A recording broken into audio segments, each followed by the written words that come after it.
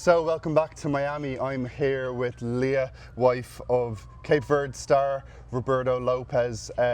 Leah, we're here at the famous camper van, making the cross-country trip between the games across America. It's quite hot here, I have to say. There's iguanas running around. It's probably 30 degrees. It's a little bit different back home in Dublin. Slightly different, yeah. How's the last few days for you been? It's been incredible. It really has. I think we're still like a little bit in disbelief after the Spain game. After the draw, we were just absolutely buzzing after that match. And like we were waking up every morning and looking at each other and saying, did Cape Verde really draw with Spain? Like, did this really happen? It's been such an incredible story here, but also back home in Ireland. Like, has been the overwhelming support has it been a lot to kind of get your head around? Because on one hand, people really do mean well, but your phone's probably just buzzing the last week or two. Yeah, I can't imagine what Pico's phone is like, to be honest, because my phone is getting hockeyed. But no, it's gorgeous. It's so lovely. People just, texting their well wishes and wishing them good luck. And yeah, and people just checking in to see how the camper van is going. I don't know if they're happy for us or worried for us that we're in the camper. It's still going. It's still going. Yeah, going strong. But the support has just been amazing. It's been incredible, getting videos from like our local, the Priory Market in Tallaght. They had a huge day for the Spain game and there were so many locals down celebrating, and it's just, I always knew the Irish would get behind them, just like to the extent it's just been unbelievable. It's been great. After the thrill of the Spain game, you left Atlanta. I think it's about 9.5, 10 hours down here to Miami. Yeah. Was there taking turns of the driving, a few naps along the way? Like, how's the last few days been for you? Yeah, no, I've been really lucky. Me and the baby slept the whole way. But my dad has been doing driving and my friend Shannon has been doing the driving. Cool. So they've split it between them.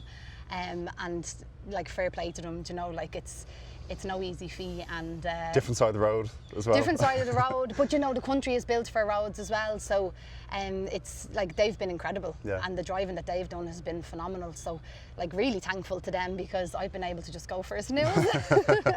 Amazing. And baby Diego, we were just speaking inside, he was trying to say hello to me inside, trying to get out his hellos. What an incredible, in a couple of years' time, to be able to look back in the pictures and the videos for your first holiday. I think you were saying before his most recent holiday was in Wexford, so now to come to World Cup to see your dad. It is Father's Day today, of course. Incredible stuff. Yeah, so he will go to see his dad play Uruguay in a World Cup game on his first Father's Day. So like, I don't know, it doesn't really get much more special than that, you know what I mean? And he definitely won't remember it, but like, we're going to have all the videos, all the photographs, and it's just really special, isn't it? It's really lovely to be able to have those memories for him.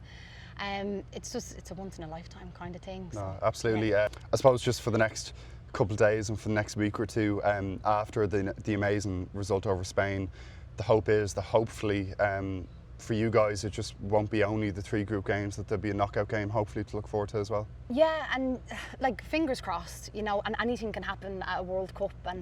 And if they do get out of the group stages, I will head home with the baby, but I'm actually kind of looking forward to that as well, if it happens, because I've just been hearing so much from home and getting so much support from home that it'll probably be nice to have a couple of games at home with all the Irish, and just to be there and to see like everybody's reaction and the atmosphere that I'm hearing so much about at home. So that'll be nice as well. And not only at home, we saw Pico catching up with Zlatan Ibrahimovic, James Corden. So 2, I suppose, A-listers, and not probably usually people who be used to talking to. 2 A-listers and then Pico from Kilnamanagh. Like, yeah, it's a bit mad. It is. It's all a bit crazy. I was saying I'm going to have to humble him somehow when he gets home, because his head won't fit through the whole door. But like, it's incredible for him, do you know what I mean? And to see him like going on to that show and like just having loads of fun and having the crack with them, like, do you know, and holding his own. I'm so proud of him. I really am. Like, and it's unbelievable. Yeah. I was speaking to him at the stadium there before the game, and the he was saying the only issue is you just so many messages to get back to. Like, it's impossible. Like, if you have, it must be a couple thousand at this stage in your inbox. How can you get back to them? But has the support been a little overwhelming at times, because people just want to wish him well as much as they can? Yeah, I think, like, you know, he was saying to me that he's trying to get back to people as much as he can, because he doesn't want to be rude, and he doesn't want people to think that. But yeah, I think it's a little bit impossible to get back to everyone, because so many people.